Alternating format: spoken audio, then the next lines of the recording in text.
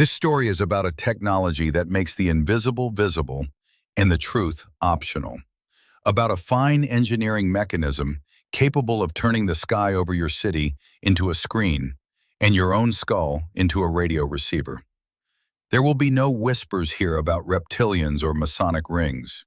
There will be the cold material of patents, Nobel formulas, and defense contracts, and one simple observation from which you start to feel a chill. Everything needed for a global deception on a planetary scale has already been assembled inside the infrastructure you use every day without asking any unnecessary questions. The stake is your right to trust your own eyes. 300 years ago, a man went to his death for what he had seen with his own eyes, and did not doubt for a second that the sky is the sky and thunder is thunder. Today, the sky can be ignited on command. The voice of God is technically transmissible directly into the auditory nerve, and the faces in the clouds are drawn by the same neural network that picks the ads in your feed. A Canadian journalist from the 90s of the last century described a play in 4 acts. The destruction of traditional religions, a grandiose show in the sky, voices inside the head, a paranormal sweep through smart devices. 30 years ago, this was considered the ravings of a paranoid. Today, every detail is backed by a line of program code and a paragraph of engineering documentation. Lasers that ionize the atmosphere to the state of a screen. Satellite constellations in low Earth orbit with nanosecond synchronization. An effect that turns the skull into an antenna without your knowing. Generative adversarial networks that deceive the retina faster than the brain has time to doubt. The puzzle is assembled, and assembled by people for whom it is categorically inconvenient that you learn how to read it. The question is simple and uncomfortable.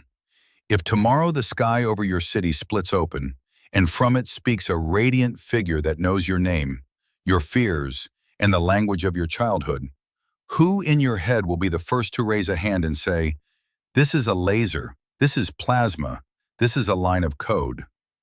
Who in your head still remembers the difference between a revelation and a microwave pulse? Listen, this story is about how one civilization learned to paint God, and about the defense you still have left while you still remember that the sky is still the sky. Look at these frames from a Chinese province.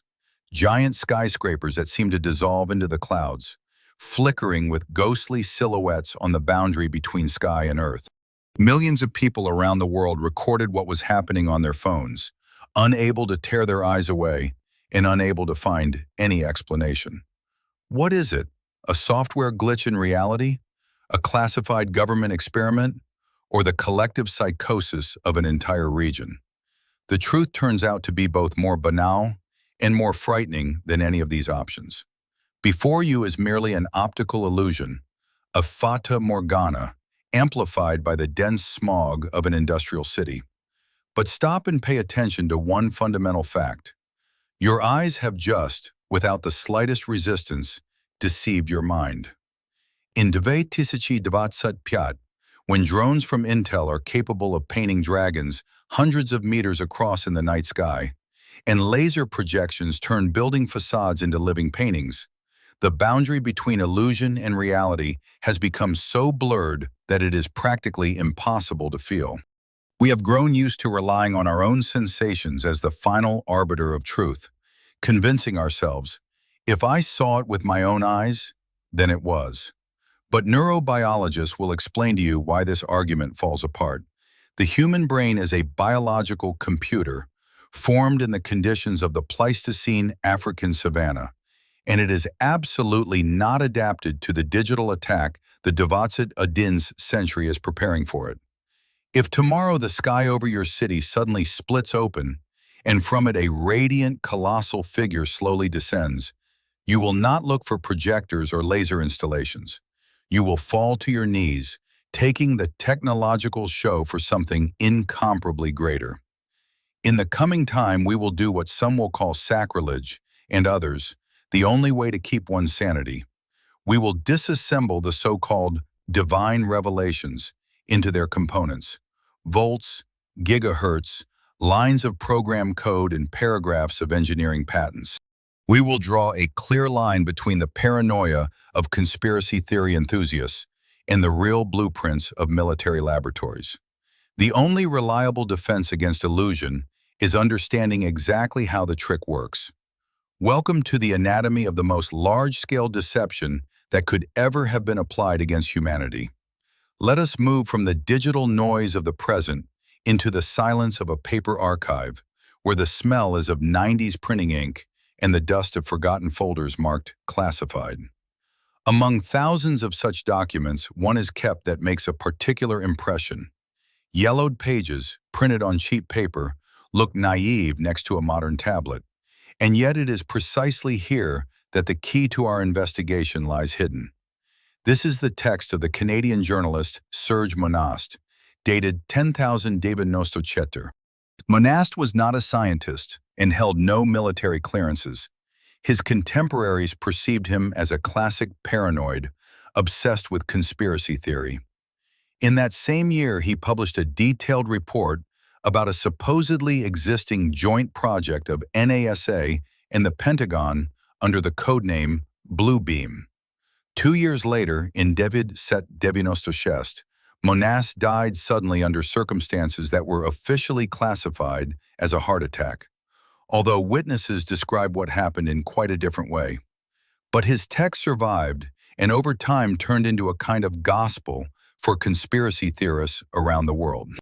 The essence of Monast's theory sounds like the script of a cheap science fiction action film. The world elites are preparing a grandiose play, a four-stage plan to establish a new world order, including the destruction of all traditional religions, the simulation of an alien invasion, and the appearance of a single Messiah for all humanity, achieved not through sermons, but through a giant technological show projected directly onto the celestial vault. Projectors in the sky, voices inside the cranial vault. In the middle of the 90s, when the technology of the time could barely cope with sending pager messages, all of this seemed like the raving of an inflamed imagination. But today, in 2025, when a printout of Monast is placed alongside fresh patents of U.S. defense research agencies, the laughter sticks in the throat. What 3 years ago was pure science fiction has turned into dry engineering documentation. And that changes the entire context of what is happening. We live in a world where deep fakes are capable of crashing the stock market in a matter of hours, where acoustic weapons are able to transmit commands directly into the head at significant distance, and where Elon Musk's satellite constellations wrap the planet in a dense network of high-speed data transmission. Vladimir Bekhterev, a century ago, studied in detail the mechanisms of suggestion and proved the plasticity of human consciousness. And Vladimir Ivanovich Vernadsky dreamed of the noosphere, a sphere of collective reason enveloping the Earth. The difference is that before, the manipulators did not have instruments of the necessary precision. Now they do. The crazy journalist from Quebec no longer looks like a paranoid, but like a prophet who simply peeked behind the curtains too early. To implement the Bluebeam scenario, there is no need to invent new physics. Every necessary component already exists. Lasers that ionize the atmosphere, directional transmission of sound straight into the auditory nerve, supercomputers that model the reactions of a crowd in real time and are already managing your feed on social networks. The puzzle has come together. There remains one question: whose hand will assemble it into a whole? We are not interested in the mysticism of secret societies, but in a concrete engineering challenge. Imagine the technical brief. Organize an audiovisual performance on a planetary scale for 40 billion people, with the requirement of full immersion, the impossibility of distinguishing the projection from reality, and synchronous translation into all the languages of the world. Sounds like a task for God? No, like a standard project for a military-industrial complex with an unlimited budget. The main mistake of skeptics is that they look for visible scaffolding. The digital age has taught us one thing: the most dangerous things are invisible. A virus in code is invisible to the eye until the system collapses. Radiation has no smell. The deception technology of the 21st century does not need screens, because reality itself becomes the screen, the air you breathe and the neurons inside your head. The first question we will have to ask sounds disarmingly simple. If we have a projector, then where is the screen? The answer to that question lies not in the field of mysticism, but in the harsh laws of optics that are not taught in school. From the point of view of a military physicist, the sky above your head is not emptiness, but a layered cake of gases, dust, and ions. To show a film to all of humanity, we do not need to stretch a canvas between the stars. We need to make the very atmosphere work as a screen. If you point a powerful searchlight into a clear, cloudless night sky, the beam will simply head off into infinity, leaving no spot whatsoever. This is the physics of Rayleigh scattering. Photons pass through rarefied air without encountering obstacles. A clear sky is the worst enemy for an engineer of global illusion.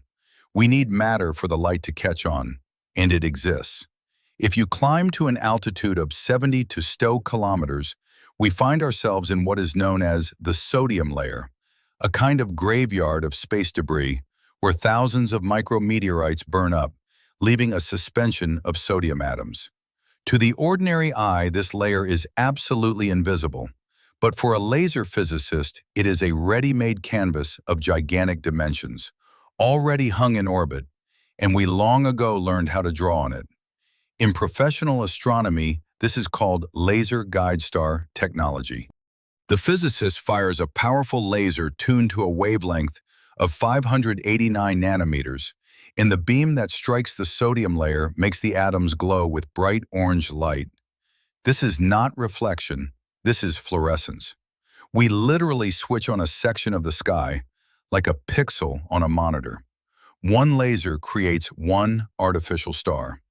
And now imagine an array of thousands of such emitters, synchronized with nanosecond precision. Instead of a single point, a gigantic, luminous face drawn right at the edge of space.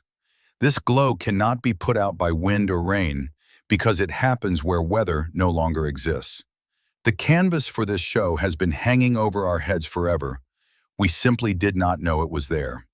However, the sodium layer is capable of giving only a monochrome picture, a kind of orange sepia. For a full-color presence, a different physics is needed, the physics of plasma. And here the installations known as HAARP enter the game. The American HAARP complex in Alaska and its Soviet analog, the Sura facility, work on the principle of giant directional microwave ovens. They heat the ionosphere with high-frequency radiation, creating local regions of ionized gas, so-called plasma lenses.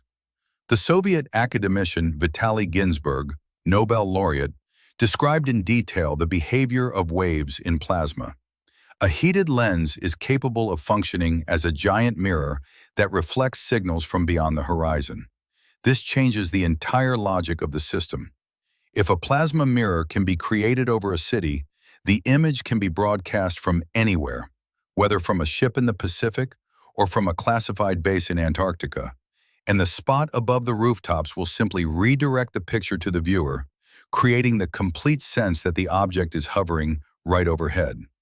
The main horror of this technology lies in its invisibility right up to the moment of activation. The sky will remain black and serene. But the moment the operator presses the button, the ionosphere instantly boils, turning into a screen. These are not Hollywood special effects. This is hard thermodynamics. The screen exists. It is invisible. It will switch on at that very second, and you will not feel it in advance. A flat screen, even one the size of the firmament, has one critical flaw. It is two-dimensional.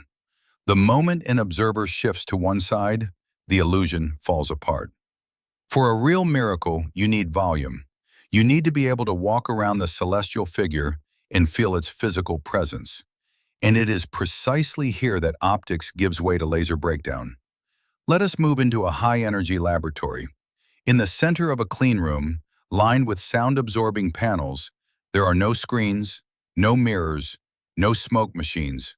Before us is absolutely empty space. The silence is torn by a sharp, dry crack, like the strike of a whip. In the emptiness, as if out of nowhere, a bright bluish spark flashes.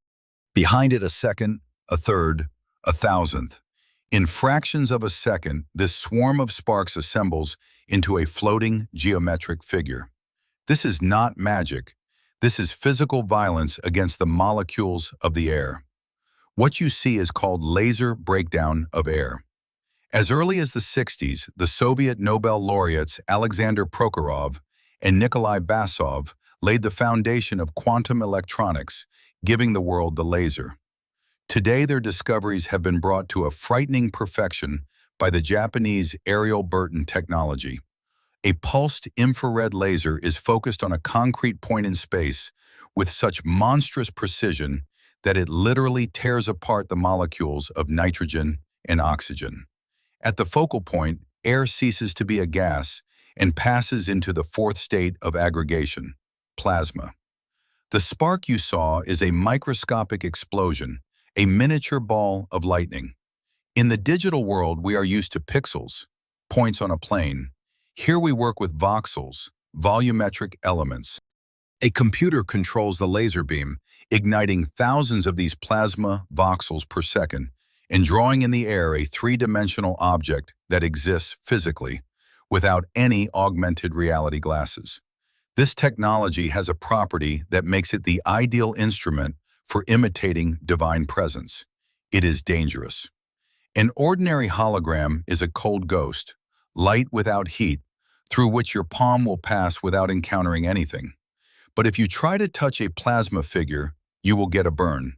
The temperature at the point of breakdown reaches thousands of degrees Celsius. This is an angel from which real, palpable heat emanates. Imagine the reaction of a crowd in a square.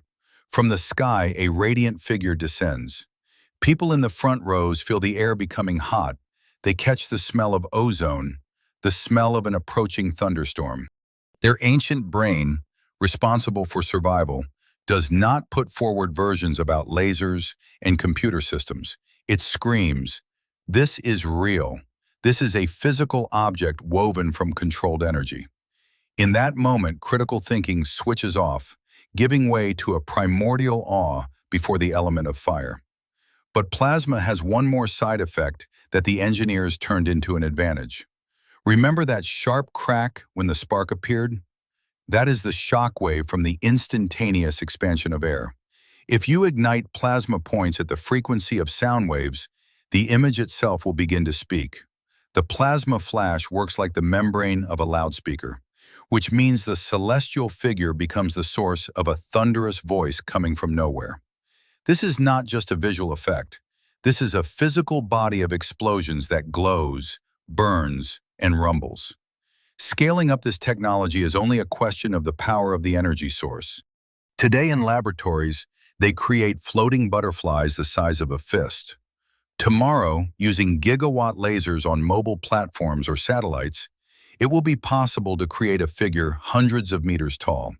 Soviet experiments with artificial polar lights and plasmoids showed that the atmosphere is an incredibly plastic medium, if you know where and with what force to strike. The only obstacle is energy, but for those who are erecting this system, there is no shortage of either one. Plasma is unstable, requires colossal expenditure, and lives only a fraction of a second. That is why the architects of the Blue Beam project, in all appearance, use a hybrid approach. Holograms in the sky create the general background, while plasma technologies provide the impressive special effects in the immediate vicinity of the viewers, forming zones for touching the miracle. The body of the artificial Messiah has been assembled. It glows, burns, and rumbles. But a silent, fiery doll will not make anyone pray. God must speak with each person personally, penetrating not through loudspeakers, but directly inside the cranial vault. To understand how the engineers solved this problem, you have to enter the quietest place on Earth, an anechoic chamber, where the walls absorb definite percent of all sound.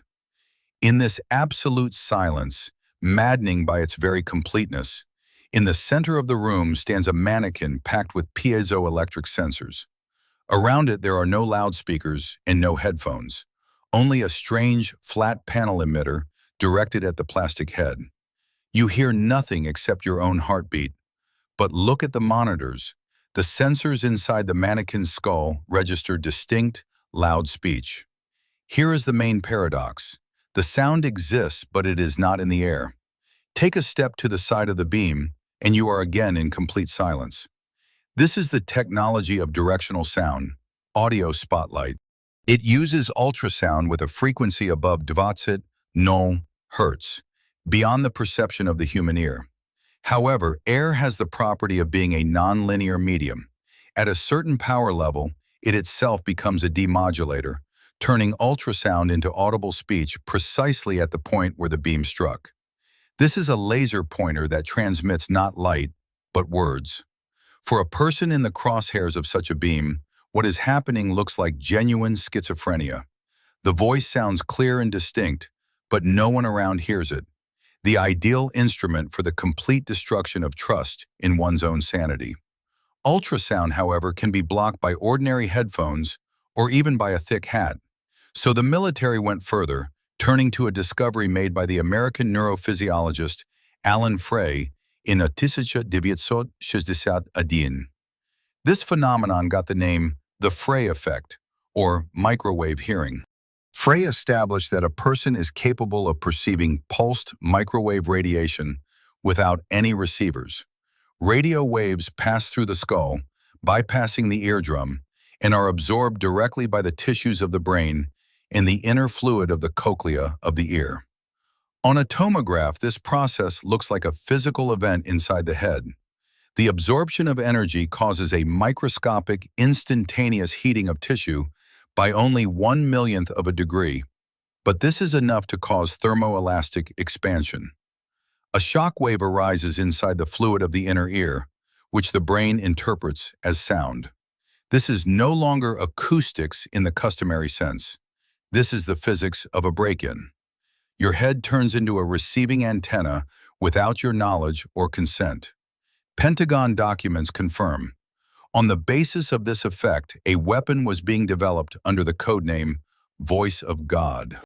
Imagine, you are in a bunker, your ears plugged, your head under a blanket, but the voice keeps sounding, resonating directly in the center of the skull. It cannot be turned down, cannot be switched off. From the point of view of neurobiology, this is the absolute weapon of submission, because the brain is not able to distinguish this induced signal from its own inner speech. Modern long-range acoustic systems, LRAD, already stand in the armament of police and navy of many countries. In crowd dispersal mode, they pour 160 decibels of painful sound onto a crowd, and in modulated signal mode, they transmit distinct verbal commands at distances of up to 3 kilometers. Combine this with systems for tracking a specific individual in a crowd, and a voice that pursues precisely you becomes a technical reality. The boundary between I and the external world has been erased. We are used to thinking that our thoughts are our final fortress. But if it is technologically possible to broadcast words directly into the auditory nerve, then how will you one day distinguish a divine revelation from the work of a microwave emitter in orbit? Your head is itself an antenna, and you do not know it. Voice and picture are form. For the deception to work, you need content, an intellect capable of managing this play in real time, reacting to the unpredictable behavior of a crowd of billions. No man with a microphone at the control desk will manage this. Human reaction is too slow. Let us move into the airtight zone of a server farm, where amid the hum of thousands of cooling fans, the true architect of the Blue Beam project is being born. In these cabinets, blinking with green diodes, exists an entity that out of old habit is still called a program, although it has long since ceased to be one. This is a digital actor who knows your fears better than you know them yourself. The technology that makes the invasion indistinguishable from reality is called a generative adversarial network, GAN. The principle of its work resembles an endless duel between a counterfeiter and a detective. One neural network, the generator, creates a fake image, for example, the face of the Messiah. The second, the discriminator, tries to find flaws in it and distinguish it from a photograph of a real person. They make millions of iterations per second, and at the moment when the discriminator stops recognizing the forgery, the perfect digital ghost is born. It passes the Turing test not in a chat, at the level of your retina. The transformer architecture, which lies at the foundation of modern language models, makes it possible to generate a photorealistic video stream in real time, which means the celestial image will not be a pre-recorded video cassette, but a living creature reacting to the crowd. The cameras of drones and satellites read people's facial expressions, the dilation of the pupils, the level of noise. If the system registers that fear is not strong enough, the face in the sky will frown in the very millisecond when the crowd begins to doubt. Right now, neural networks are being trained on trillions of our photographs and messages on social networks. We ourselves have fed them the cultural code of all humanity, and this allows the Blue Beam Project to solve the principal theological problem, the problem of multiple faces. One projection is not enough to deceive everyone. For an observer in Oklahoma, the system will generate the image of a white Protestant Christ. Above Mecca, at the very same time, an abstract glow will be broadcast, and Quranic surahs will sound, synthesized with impeccable Arabic pronunciation. Above India in the clouds, a many-armed avatar of Maitreya will form. This is not magic. This is geolocation targeting. A single server, but different masks for different IP addresses of reality. This actor knows more about you than you do yourself, because you yourself gave him 1 trillion of your photographs and messages. But the digital god is locked up in servers on Earth. He needs a pulpit from which he can be seen at any point on the planet. And we, without even noticing, have already built it. Look at the night sky. There where we once searched for constellations, astronomers now see endless strings of artificial satellites. Geostationary craft, hanging at an altitude of trept shext null kilometers, are unsuitable for the task of global illusion. The signal takes too long to reach them. A delay of hundreds of milliseconds arises. For the ordinary person, this is merely lag in a video game. But for the engineer of synchronous illusion, it is a catastrophe. If the voice from the sky lags behind the movement of the lips of the plasma projection by even a fraction of a second, the brain will instantly recognize the fake, and the entire religious feeling will evaporate. That is precisely why low-orbit constellations at an altitude of only 550 kilometers are fundamentally important. This is no longer space. This is the upper story of our home. Networks like Elon Musk's Starlink transmit data by laser from satellite to satellite in a vacuum faster than light travels along fiber optics on Earth. On board each modern satellite are installed atomic clocks, not in order to show time more accurately in applications, but because only nanosecond synchronization allows thousands of emitters to be coordinated into a single orchestra. The satellites fly at a speed of vosim kilometers per second, and the slightest error in time calculations will destroy the entire picture. The military calls this doctrine the Internet of Battle Things. At the hour X, every connected sensor, every camera, and every emitter becomes a pixel of a single picture, including your smartphone and your smart home. The paradox is that we ourselves paid for the construction of this cage. We demanded high-speed internet in the forest and in the ocean. We got our way, and now there are no blind zones left on Earth. The radio frequency dome has closed. We live inside a giant system waiting for the command to switch on. The technical puzzle has come together. But there remains the last and most unpredictable element, man himself. Will it work on people?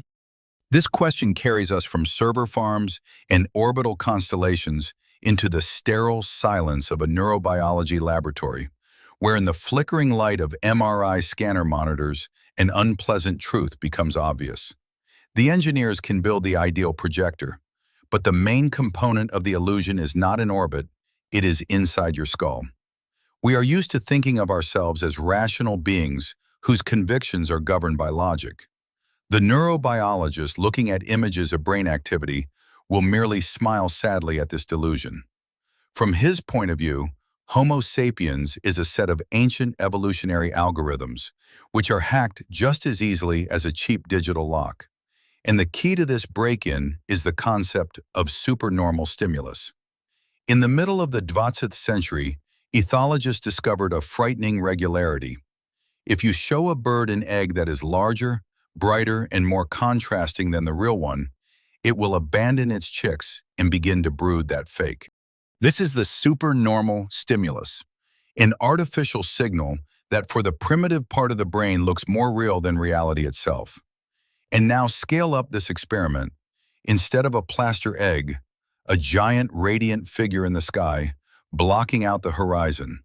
Instead of the cheeping of chicks, a low-frequency vibration resonating with the chest.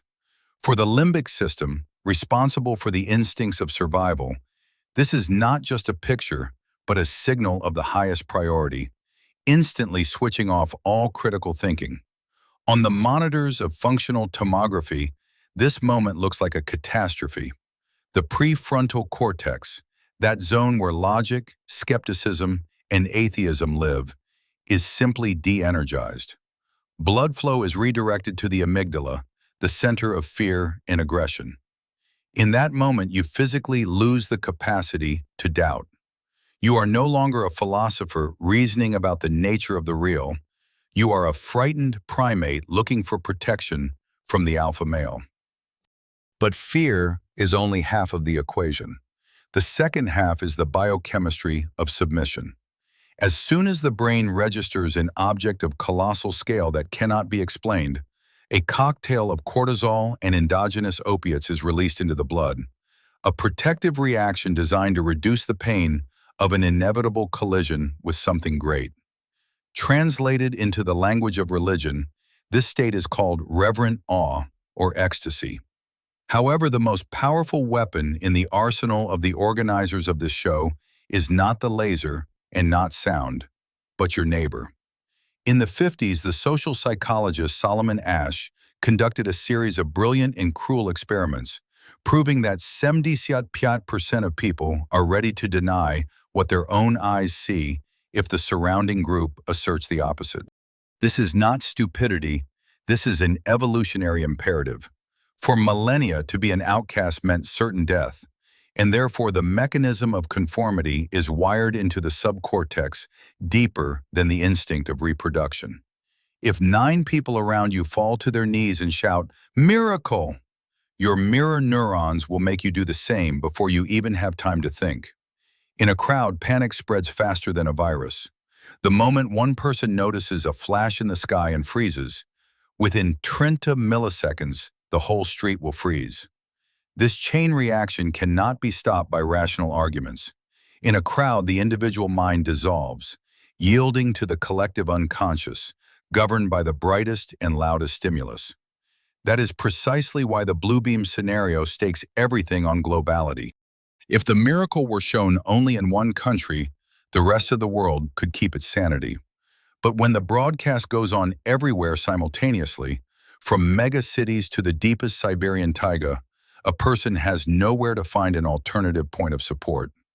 We love to refer to Bekhterev and Pavlov, reasoning about reflexes, but we forget that we ourselves are the objects of the same training.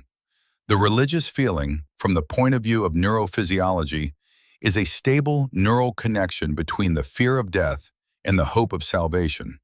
And the technologies of the 21st century make it possible to press this button remotely, bypassing years of prayer and meditation.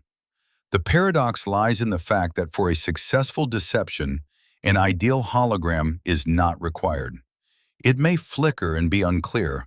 The brain itself will draw in the missing details, guided by fear and the desire to find oneself among the saved. This is called pareidolia, the ability to see faces and meanings where there is only chaos and noise. The organizers only need to give us a pretext, and all the remaining work of creating God will be done by our own imagination. The most terrible weapon in this arsenal is not the laser, but your neighbor, who will be the first to fall to his knees. Because trista milliseconds later, you will follow him. The vulnerability of the system is not in the satellites, which can be shot down, and not in the servers, which can be cut off from power. The vulnerability is we ourselves, our biological firmware, created for survival on the savannah, and absolutely defenseless before a technogenic simulation of divine presence. The weapon exists, the victim is defenseless. It remains to understand how exactly this game is being played out. Let us move into the situation room and look at the map. The scenario that Serge Monas described in the 90s as the raving of a madman today, with the technologies of the 19th century in hand, looks like a clear engineering regulation. Phase 1. Destabilization of the foundation. Before building a new faith, it is necessary to destroy the old one. The modern scenario presupposes a series of synchronized archaeological discoveries. In the language of intelligence services, this is called information injections on a colossal scale. With the help of deepfake technologies and artifacts generated by neural networks, humanity is presented with proofs that all traditional religions were mistaken or deliberately distorted. This is cognitive terrorism. The goal is not to give people the truth, but to knock the ground from under their feet. Muslims, Christians, Buddhists, all must feel deceived by history. In the moment of this confusion and ideological vacuum, society becomes the ideally plastic material. Phase 2. The global light show.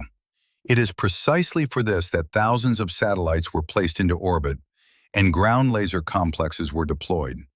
In the sky, which we have grown used to considering empty, a broadcast begins, and each region sees exactly what it expects to see according to its cultural code. Above Latin America in the clouds, the image of Christ forms. Above the Middle East, the image of a prophet or the Mahdi. Above Asia, the figure of Buddha Maitreya.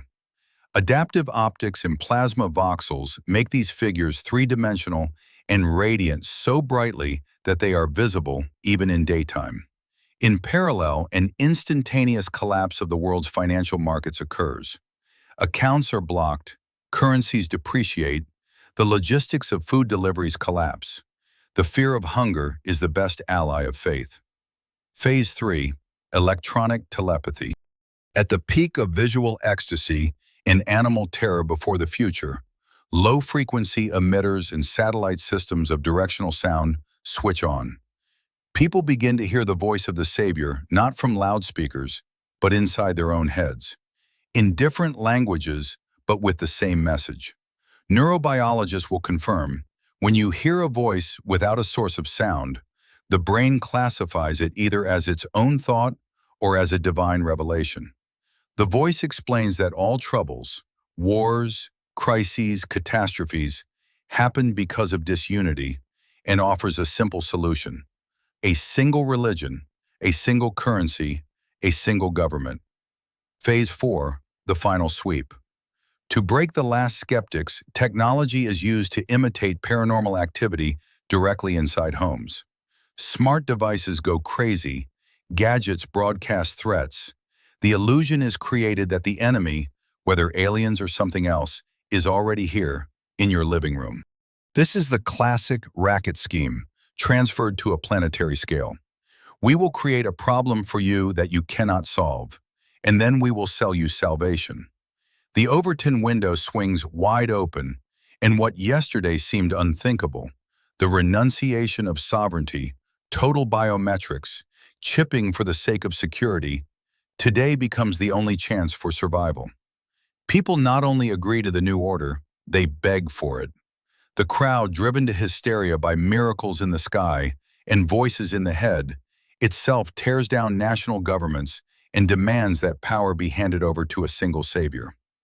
If the technologies exist, does this mean they will inevitably be applied?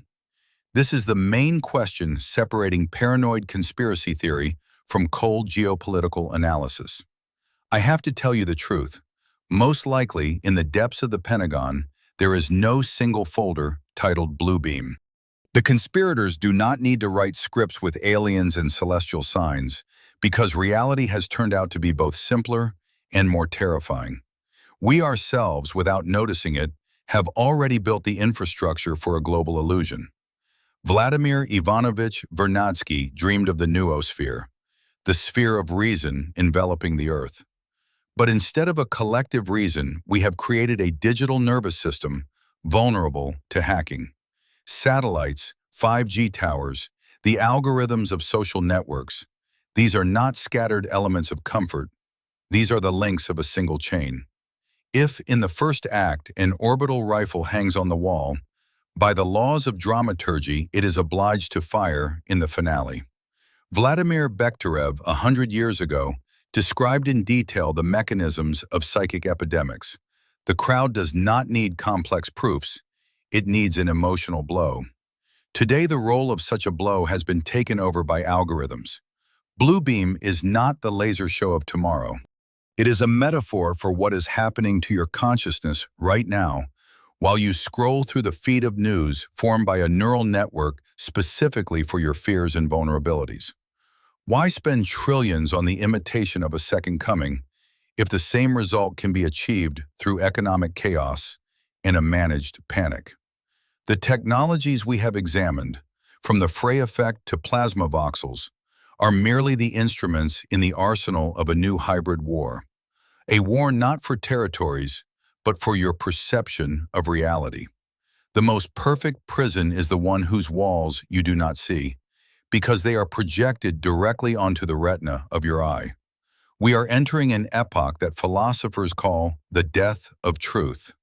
When a neural network in fractions of a second generates the voice of your relative asking for help, or a video addressed by the president declaring war, the very concept of proof ceases to exist. In this world, you cannot trust either the eyes or the ears. There remains only critical reason, and this is the only weapon that cannot be taken from you remotely while you are aware of yourself as a person. Fyodor Mikhailovich Dostoevsky, in The Legend of the Grand Inquisitor, predicted this dilemma a century before its technical embodiment. Humanity, exhausted by the freedom of choice and the burden of the unknown, will itself bring its freedom to the feet of the one who promises it bread and a miracle. The technological progress of the 21st century has merely scaled this ancient truth to the size of a planet. We stand on the threshold of the moment when the comfort of slavery will become technically perfect and resistance to the system biologically impossible. Please write in the comments how this breakdown felt to you. I really need to understand whether it caught you. What do you think? Did Serge Monast in '94 do the right thing when he published his report on Bluebeam, paying for it with his own life 2 years later? Or would it have been better to stay silent? And also tell me, which is more convenient for you to watch, a horizontal video format or a vertical one made for the phone?